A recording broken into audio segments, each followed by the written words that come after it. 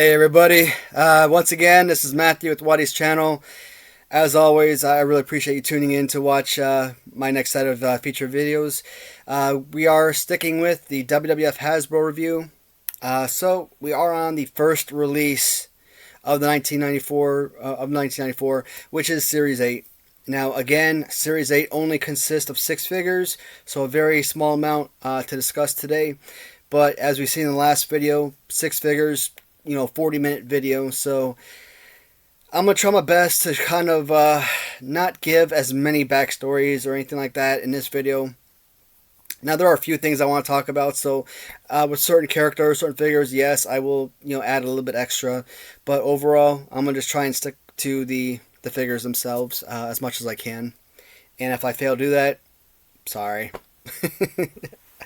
So again, Series 8, the first of 4 releases, Series 8 through 11 in 1994, and 1994, as you know, the last year Hasbro had its run as the main producer of wrestling action figures for the WWF, and then later on, companies like Toy Biz and Jakks Classic Super or Jakks Pacific and who else was there? Obviously Mattel. Mattel's been around for like a million years. I think they've gone in and out of being the main producer, but there's nothing like the Hasbro figures, and Series 8 might be the cream of the crop. So I do say that the 12 figures from Series 3 might produce the best of the line, but you can't take away what Series 8 produced. Series 8, again, from non-Series 11 figures, these are probably the most expensive figures of the entire line. So the first one I want to talk about, and I've been holding back pronouncing his last name because I suck at it, so I'm going to try my best. So I wrote it down here just as an assistant. Alright, Rodney Anoa'i. I know, I killed it, that's why I didn't want to say it. But Rodney Anoa'i, as we know, is the Yokozuna persona. So so this is actually might be the biggest superstar of the Anoa'i family. I've talked about the Hart family, being megastars, the Von Erichs being mega superstars. The Anoa'i family probably trumps all of them combined. The Rhodes family, etc. Why? Yes, you've got tag teams like the Wild Samoans. You've got Yokozuna, who's part of that family. And then, you have other members of the family as well, either by blood or by marriage. Let's see, I'm trying to think who is included in that list. The Rock, obviously. I think Nia Jax is on there. I think she's like a cousin or something to The Rock. Jimmy Snuka, I think, married into the family. I think Roman Reigns, maybe. I don't know. Again, I don't know if he was related by, his parents were married or something, or if he was actually blood relative. But again, there's probably a dozen, maybe more, superstars that have wrestled in WWF alone or WWE. I don't care how long it stays at WWE. I'll always call it WWF because that's what I grew up with, and to me, it made no sense to change the name. Yes, I know why they did it, but to me, it will always be World Wrestling Federation.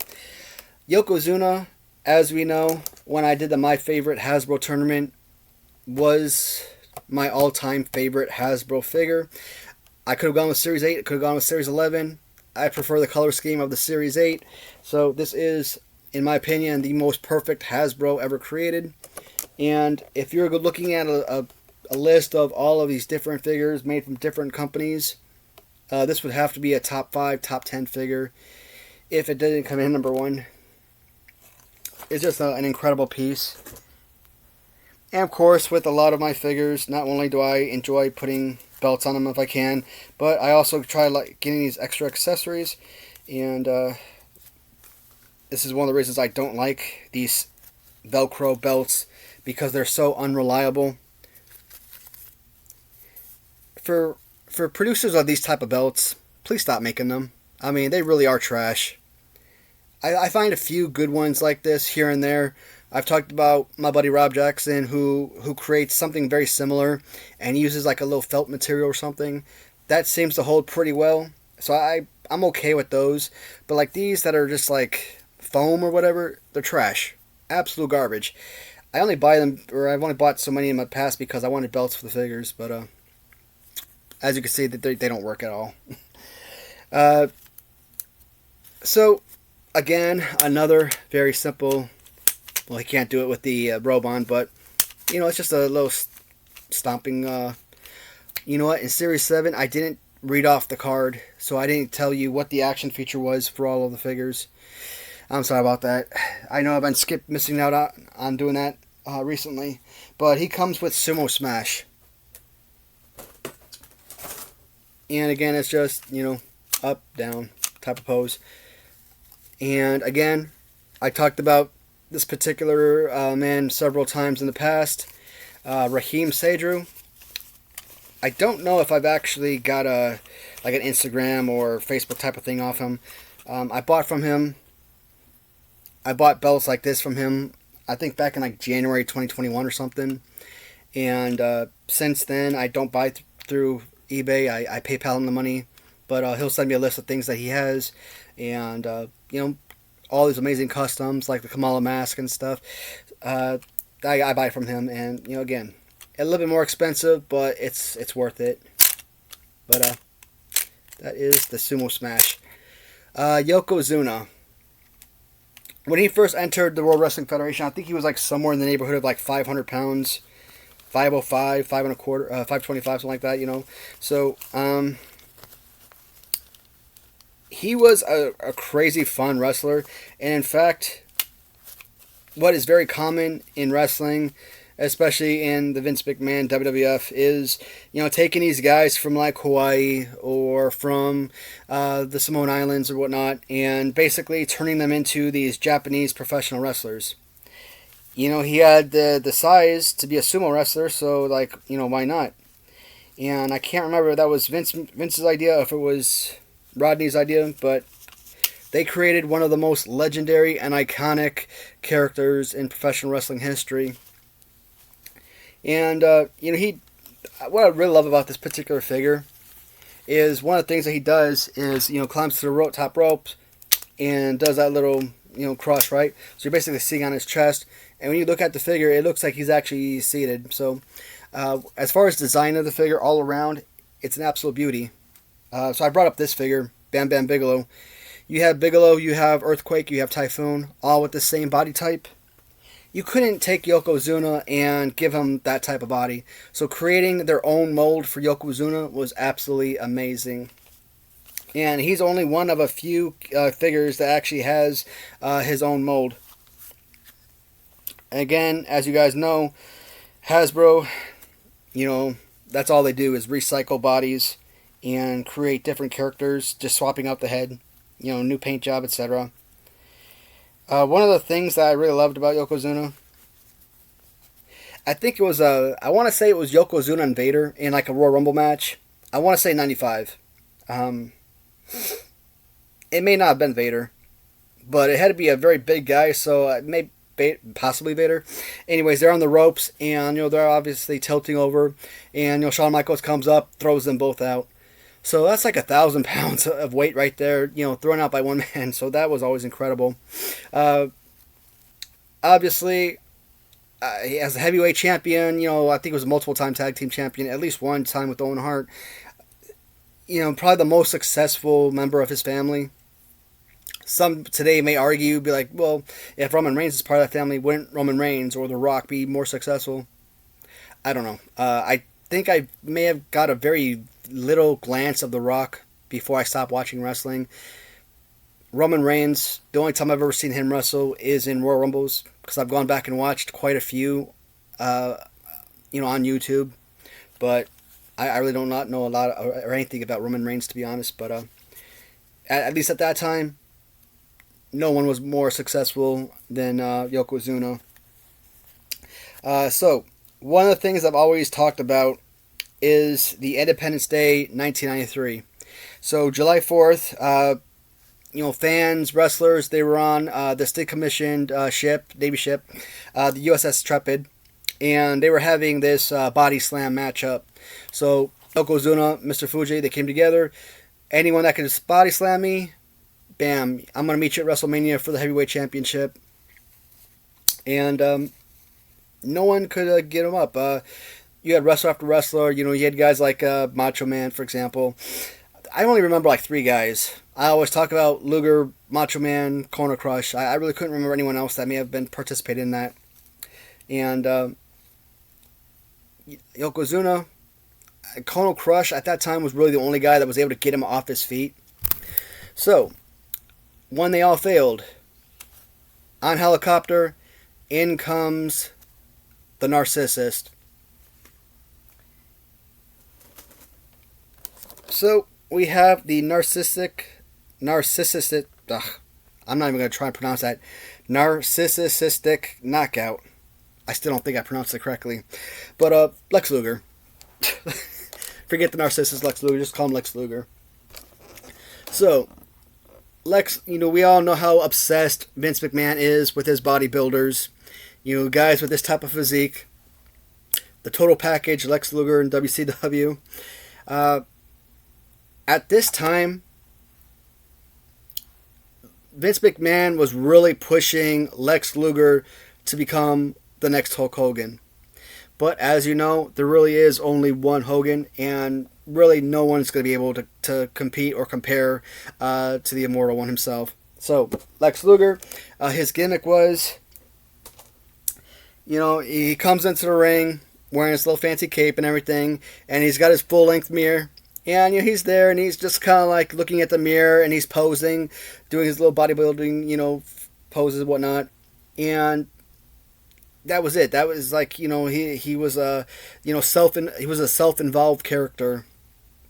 So later on, Independence Day '93, he jumps off the helicopter, and he's decked out in blue jeans and an American T-shirt, and just the day before, everyone was booing this guy for being this self-involved, heel. And all of a sudden, everyone's cheering for him because, he's the all-American Lex Luger. I didn't pull out the Mattel Retro. I probably should have. And, he comes in, he throws a few punches at Yokozuna, gets him dizzy, picks him up, body slams him, bam. He is the first person to ever body slam Yokozuna with asterisk. In fact, I think in like 1987-ish or something, musclemen like Lex Luger, etc.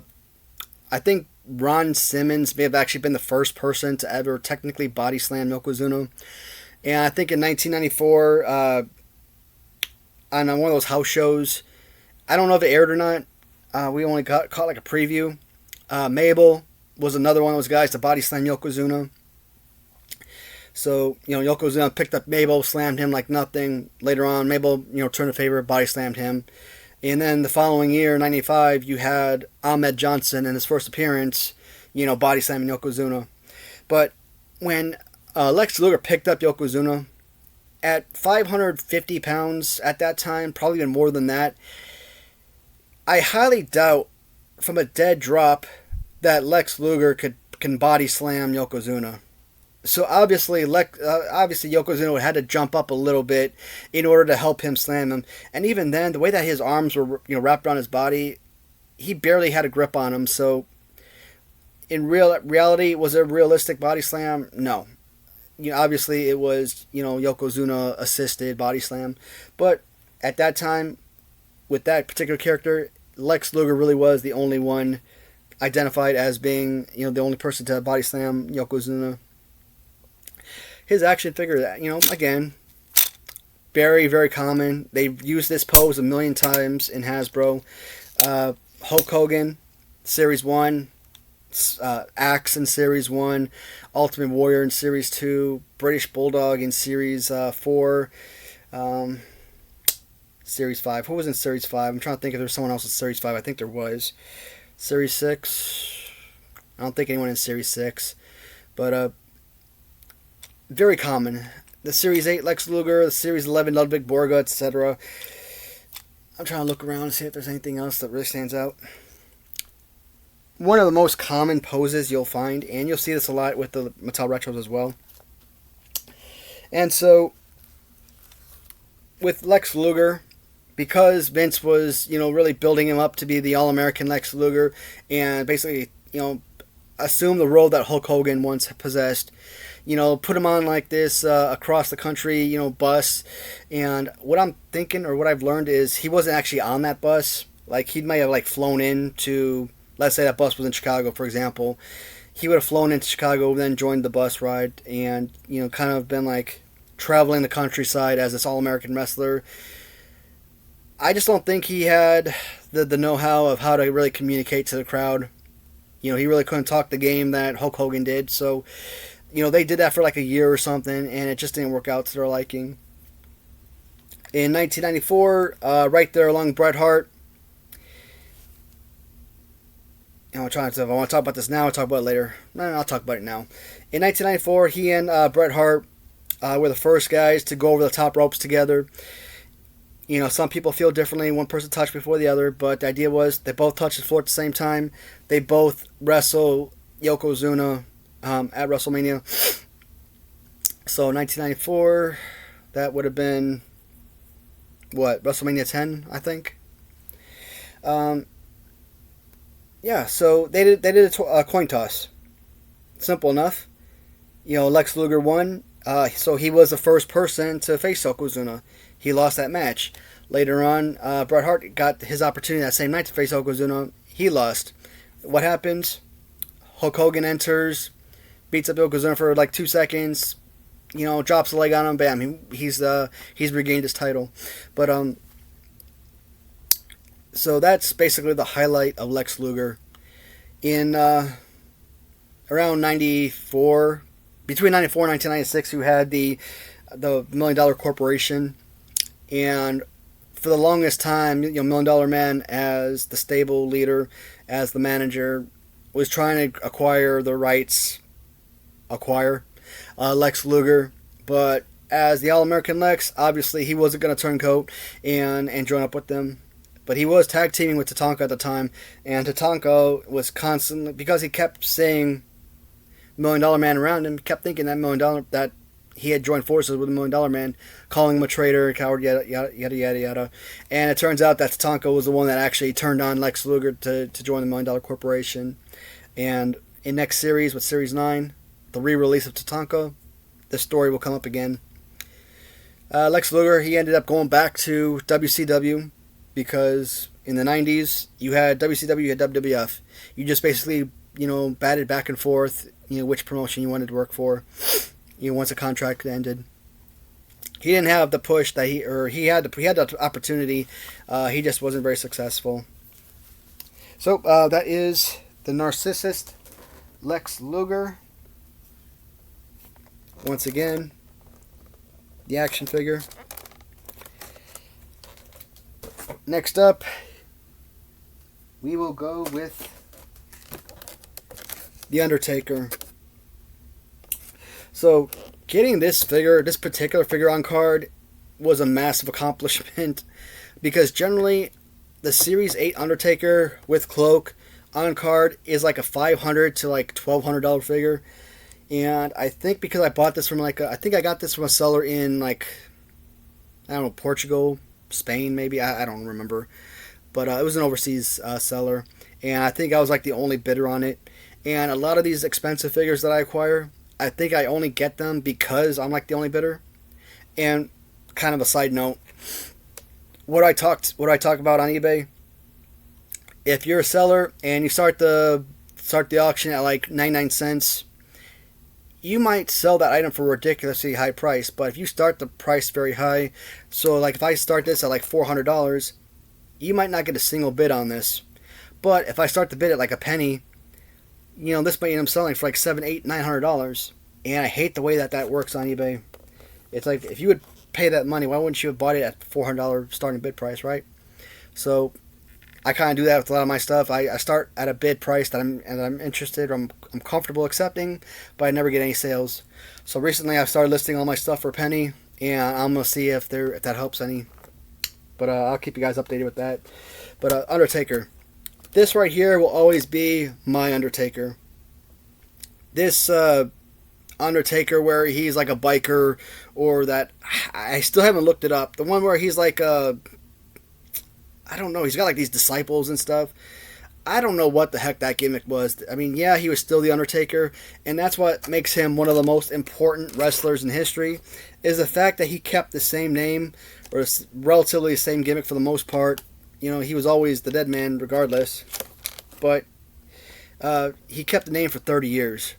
He didn't go, yeah, he updated with the times to, to these different characters, but he was always the Undertaker, and to find that nowadays, I mean, how many people do you see go from gimmick to gimmick? In Series 6, we talked about Charles Wright. Okay, he went from Charles Wright to some of the other names that had to do with Sir Charles and etc. to like Papa Shango and Kama Mustafa, and later on The Godfather, and then The Good Father, etc. And then back to The Godfather. I hate that. That drives me nuts. This is why this will always be one of the most iconic and beloved characters in wrestling history. So, the Series 8 Undertaker is nothing more than a Series 4 re-release. The only difference that you find in the Series 8 Undertaker, they did away with the red hair and gave him this black hair. So, and of course, if you look at the eyes, hopefully there's enough light there. In Series 4, he had like this purple eyeshadow. In Series 8, that's gone. So, but other than that, the hat, the shirt, the clothing, and everything is 100% identical to the original Series 4. And same thing, just has that little wind up. And so he comes with the Tombstone Tackle. And if I'm not mistaken, I think that was the same name that they gave the Series 4 Undertaker. One of the most beloved characters. What did I talk about in the last video when I was talking about my top 10 Hasbro figures? All of these figures that were re-released, i.e. the Series 10, Shawn Michaels with black pants, the Series 8 Bret Hart, with pink pants, or excuse me, with black pants, and then the Series 8 Undertaker with dark hair. These figures were all on my top 10 list of most favorite, with special mention to the original figure, i.e. the red hair Series 4 Undertaker, the white pants Series 7 Shawn Michaels, the I said black pants Series 8 Bret Hart was my winner, Series 4 pink pants Bret Hart. So, because there's just so much history with Undertaker, I don't want to talk about a whole lot about him. I kind of find it interesting that I read somewhere that he won like the 2004 or 2008, something around that time period of Royal Rumble. And I'm like, man, this guy had to appear in like every Rumble every year or close to it. How do you wait so long to give this man, probably the face of your franchise for the longest time, that long to wait to get a Royal Rumble victory? And I think for like 20 years, he attended like all these WrestleManias and never lost a match. And then finally, I think he lost to like, I don't know, one of the new guys, modern day guys that I don't know anything about, like a Brock Lesnar, Roman Reigns type or something. Who was it? I don't know. Again, I haven't really watched any modern wrestling, so I couldn't tell you. But I think it was kind of a slap in the face to, when the man's about to retire, and to let him go undefeated would have been amazing. And to ruin that, stupid. I hated that. Undertaker, one of the most beloved characters, the first participant in the first ever coffin match with Kamala back in 92. Yeah, around November 1992. He's actually lost coffin matches. I thought that was interesting. I remember him having a coffin match with Yokozuna, and I could have sworn he won that match because my memory tells me he won against Yokozuna. But I kind of read up on it just before I made this video, and he actually lost a coffin match to Yokozuna. So I don't know if they had multiple coffin matches or if it's the same one and I'm just remembering it differently. But again, there's just so much history with the Undertaker that there's just I could take up an entire video just talking about him. One of the things that I would like to say, there was a time that he faced Hulk Hogan. He faced Hulk Hogan and did his tombstone on a chair. Obviously they had to cheat to defeat him, because you always got to cheat to beat Hulk Hogan, right? And he won his first heavyweight championship. What was important about that match is, Hulk Hogan complained later on that, Undertaker broke his neck or came close to breaking his neck or something. And if you actually hear shoot videos with Undertaker today, Hulk Hogan's one of those guys that he absolutely despises. Like, hey, this guy freaking lied on me for all these years. Risked my career and everything. Because if you can't be trusted as a worker, you're out of a job. So I understand his anger and everything, but regardless, Undertaker, one of the single greatest wrestlers in history, period. As kids, even though I was always a Hulk Hogan fan, my brother, older brother, he was a Bret Hart fan. One of the matches that we always dreamed of was Undertaker versus Bret Hart. And when that matchup finally happened, I mean, come on. That's like, I don't want to say a lifelong dream, but at that time, it kind of felt like one. Some of the most amazing matches, most amazing competitors always seems to involve The Undertaker. And he's definitely a true legend. This figure, kind of like so there's about a handful of figures that actually have this attached, hat, which I prefer. Because, if it was removable, you would have an accessory that would just get lost. So the Series 4 and Series 8 Undertaker, Bart Gunn from Series 11, Papa Shango from Series 6. I'm trying to think who else would be on that list. Berserker from Series 6, because he's got the built-on helmet. Maybe you could classify that as part of it. But you got a lot of really, really cool figures. So I really like the hat accessory, or hat built on. The Undertaker, and next up, let's go to Bam Bam Bigelow, the Beast from the East. So, Bam Bam is listed on his card as 6'6". Well, it's kind of funny because I always viewed Bam Bam Bigelow as being this really big guy, not severely overweight big guy, but just big as in tall, big in height, big as in height. But then you see him in 1995, and when he guest starred in the, I'm drawing a blank. The Damon Wayans movie, Major Payne. How the heck do I forget Major Payne? So he guest starred in that movie. Had like a 2-minute FaceTime in that movie, and I don't know if Damon Wayans is really just that tall, but he looked like he really hovered over Bam Bam in that movie. And I think it was Survivor Series 87.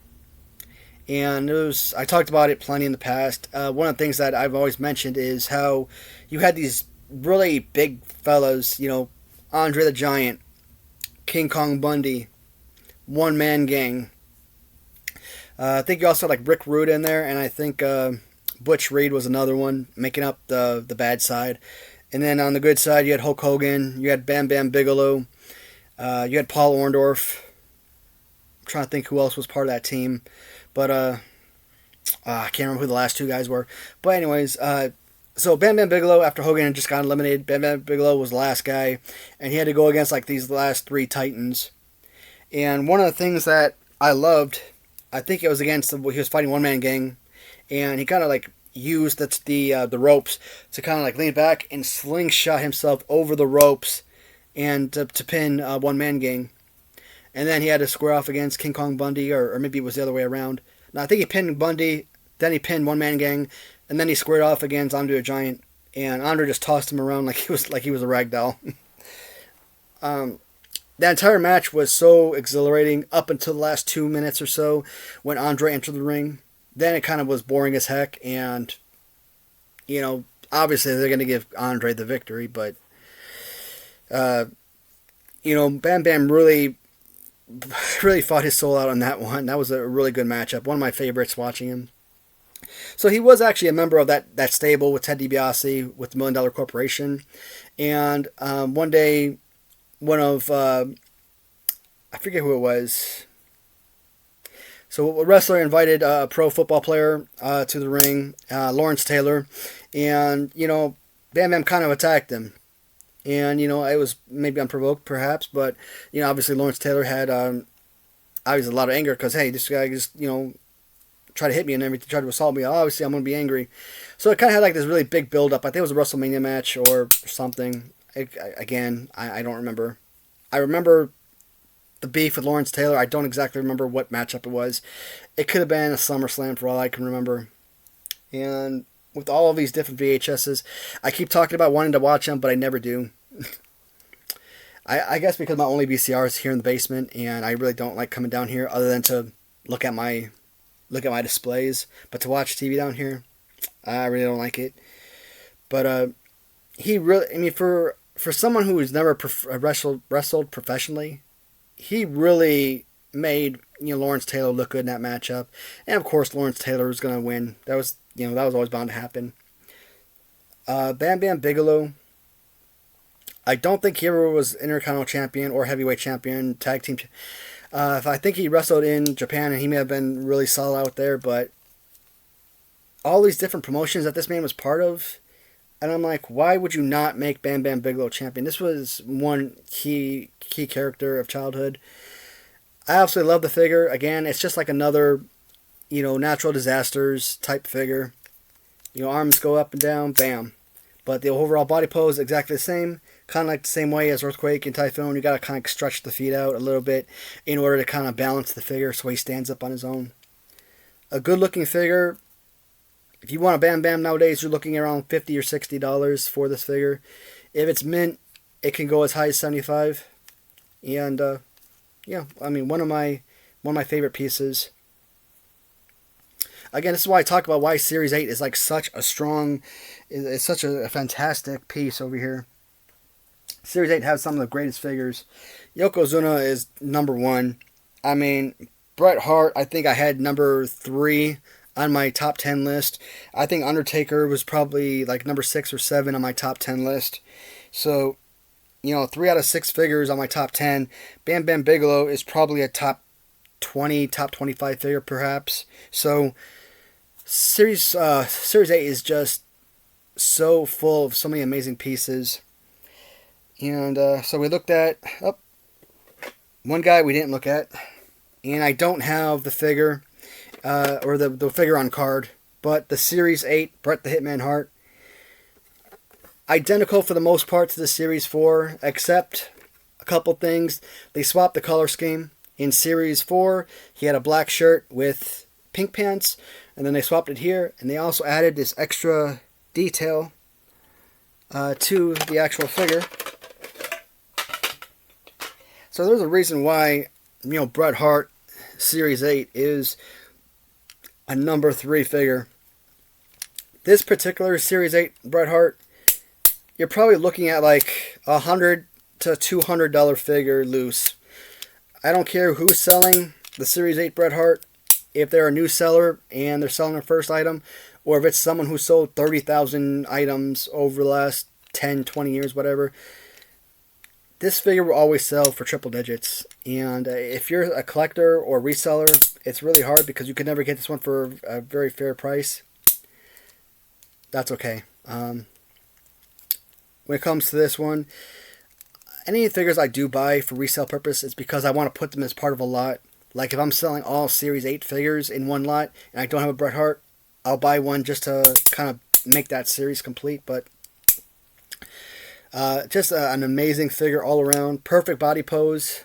Fight for punching and to be body slammed, So absolutely love the Bret Hart figure. And again, he is just one of those characters I kind of mentioned in Series 4. Multiple tag team champion with brother-in-law Jim Neidhart around 1991. Or let's see, was it 90? I want to say 1990 Survivor Series. Maybe it was Royal Rumble. Man, all these blend in, bleeding together. It's so frustrating. But they defeated Demolition, recaptured tag team belts. Of course, Bret Hart later on got his own push as a singles wrestler and became possibly the greatest decision ever because he's become one of the most successful wrestlers in professional wrestling history. I mean, multiple time Intercontinental Champion, one of the greatest Intercontinental Champions ever, if not the number 1 greatest. So, yeah, someone's going to argue Honky Tonk Man. That's another story. But he ended up losing in London, or I don't know if it was London. It may have been like Yorkshire or Essex or something, but in London or in England. He lost his title to Davey Boy Smith, and I kind of remember that Bret Hart was like underneath him, and he was holding his legs, trying to pull him down, and Davey Boy just kind of fell to his knees and kind of wrapped the legs around him and kind of held him down like that, and that's how he pinned him. So British Bulldog ended up defeating Bret Hart for the Intercontinental Championship. And then Bret's sister comes in the ring with her brother and her husband. And, all three of them have like this beautiful in-ring moment. So, that was pretty special. After Warrior defeated Hulk Hogan, and Hulk Hogan comes in with a championship belt and basically puts it in Warrior's hands, lifts his arm up like, hey, I approve of this, approve of Warrior's champion, etc. Kind of had like that moment with the British Bulldog and Bret Hart, passing of the torch essentially. But of course, Bret Hart's going to beat him and regain that championship belt. So, multiple time heavyweight champion, multiple time Intercontinental champion, dropping his belt to Yokozuna, which really sucked. But I think what was worse is when Hulk Hogan dropped his belt to Yokozuna. The whole infamous, photographer who blew the fire in Hogan's face, allowing Yokozuna to drop the leg and pin him. So, obviously, the 1994 Royal Rumble champion. So Owen Hart won the 94 King of the Ring. I know Bret Hart won King of the Ring as well. I'm trying to think when that happened. I want to say 93. It could have been 93, it could have been 95, I don't remember. But somewhere around that same area, both Harts won the King of the Ring tournament. So, then, of course, you had the infamous Montreal Screwjob. Easily enough, just like Scott Hall, Kevin Nash, a whole slew of other characters, they weren't getting paid what they deserved in WWF. Their contract was expiring. Are you going to pay me my value? It wasn't happening. He went to WCW. He got like this massive payday, probably like $1 million or something. I don't know. But he was still going to wrestle for WWF until the end of his contract.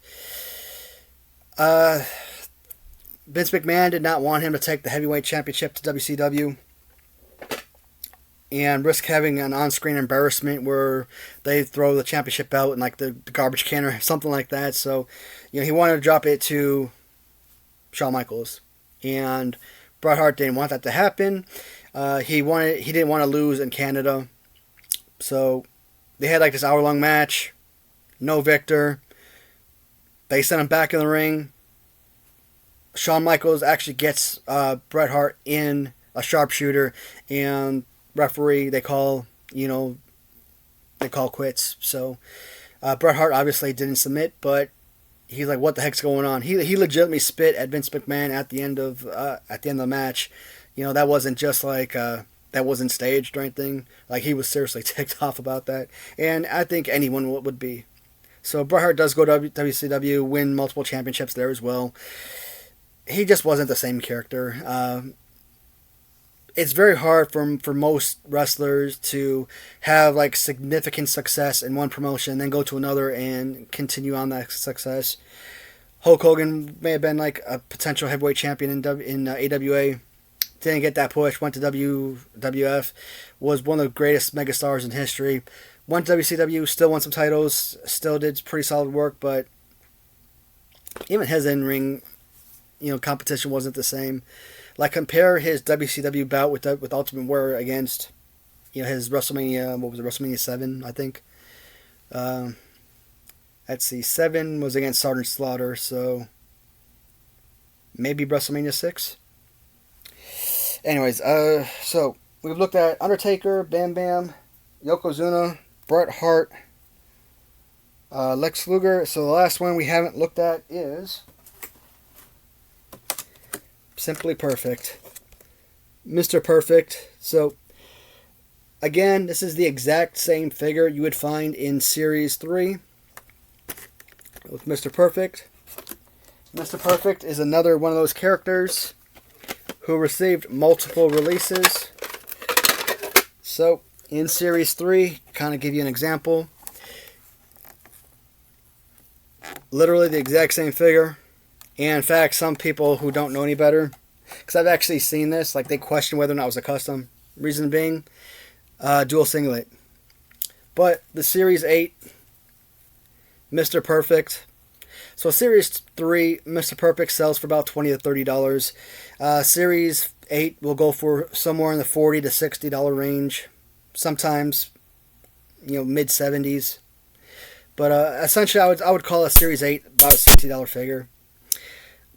Same exact figure, same exact pose and everything. All they did was change the color scheme. Got the Mr. P on there. So, Mr. Perfect, as we know, Curt Hennig, part of the Gagne Raiders in the AWA in the 80s. The last year he was part of the AWA, he was I think he was champion for a full year before joining WWF. And he would have these special vignettes where he would do all these professional moves, for all these professional sports players moves. He'd be facing away from the hoop, and he'd have a basketball in his hand, he'd throw it up, and it would go into the hoop. And the hoop would be 20 feet behind them or something. So basically, he did everything perfect. That was the whole gimmick and everything. Simply one of the greatest wrestlers. He really was. I know I say that a lot, but his in-ring abilities were, far superior to anyone else at the time. And I don't think he was never a heavyweight champion, I don't think. And I think he was one of those people who deserved a full-on push to become heavyweight champion. He probably could have made it one day if he didn't get injured. So he did win multiple Intercontinental Championships. The first championship, I think, was in 1990 or 91. It was some kind of tournament. I don't remember what the tournament was, unfortunately. But that's how he won his first Intercontinental Championship. Later on, I think he lost it to Texas Tornado, if I'm not mistaken. And then he redefeated Texas Tornado to recapture the belt, the IC belt. And I've talked about one of the most infamous moments that I can remember as a child. The 91 Royal Rumble. Nope, I take it back. 1990 Royal Rumble. Where he and Hulk Hogan were the last two in the ring. Hulk Hogan had him, threw him over the ropes, and this man... So imagine this was the top turnbuckle. Okay, he just didn't go over the ropes a little bit. No, this man went literally flying over the ropes, turnbuckle, post, and everything. It was insane. I think that may have led to his injuries later on, and it's why he became manager to Ric Flair. And of course, Ric Flair and Razor Ramon became tag team champions. He and Bobby Heenan obviously were managers. So one of the most infamous moments when so it was supposed to be Ultimate Warrior and Macho Man against Ramon and Flair, and obviously at that point, Ultimate Warrior was out of the company, and it was up to Macho Man to select his partner to compete in that matchup. So he came on to, Saturday night's main event. Hillbilly Jim. You had Bobby Heenan, Vince McMahon, Mr. Perfect. They were sitting around the round table and everything. And, Macho Man was on camera or on TV talking about how he selected the perfect partner. And they all knew where he was gravitating towards. He wanted Mr. Perfect as his tag team partner. Not only because of his talent, but also because of that knowledge of, Ric Flair, having worked for him or managed him for so long. So, Bobby Heenan kept insulting him. He's not a wrestler, he's a manager. Yeah, as a professional and one of the best, yeah, that's going to really insult and, hurt you as a man. So, he attacked Bobby Heenan. Bam! He accepted Macho Man's team up. I don't think they didn't win that matchup. I think they won by disqualification or something, or count out. I think they won, but they didn't win the titles. I can at least remember that much. But Curt Hennig, oddly enough, I really don't remember much that happened to him, in the latter half of the '90s, and I don't know. I know he passed. But I just don't remember when. I don't think he lived a super long life or anything. When I looked at Kamal in the last video and I saw that he lived to be about 70 years old, I'm there are very few professional athletes, especially in the wrestling athletes who have that type of longevity in life. So it's sad because, again, awesome talent. What did he do after? I don't know. And I think I may have taken down some notes for Mr. Perfect that I wanted to discuss in this video. And it may not have been in this notebook. I may have had it in another notebook. But yeah, that is the Mr. Perfect action figure. Again, he comes with the Perfect Plex. So, we are hovering at... How are we at 45 minutes? This is insane. I talked about in the beginning of the video not wanting to do like this big, long backstory, history or anything, but like I said in the beginning, I'm probably going to fail at that, and I sufficiently failed. I wanted this to be like a 25-minute video, 30-minute video, and this one ran even longer than the last video.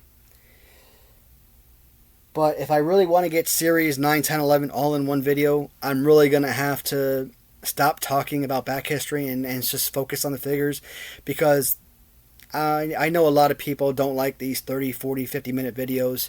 You know, they want to watch 10-minute videos, etc. I got to get better at managing my time on here. But guys, I'm going to end the video here. Again, thank you so much for watching as always. Please leave a comment, let me know what you think, and if you have any, updates, or if there's something I missed or could have included in this video, please let me know. And like I always say, what the information you guys provide, is a huge benefit for me, both personally, as well as, for these type of videos. Thanks again. I will see you next time. Goodbye, everyone.